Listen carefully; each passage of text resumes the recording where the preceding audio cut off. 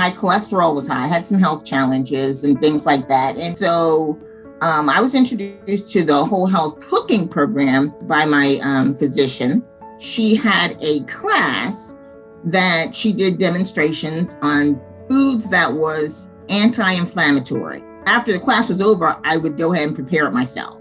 When I have a plan, when I have structure, I do better. It makes me feel better and it gives me a sense of accomplishment. There are a lot of resources out here that are available to all of us. The first place to look is to go to the Whole Health. Ask your physician about it, and then they can direct you to it because it is a good option and a wonderful opportunity.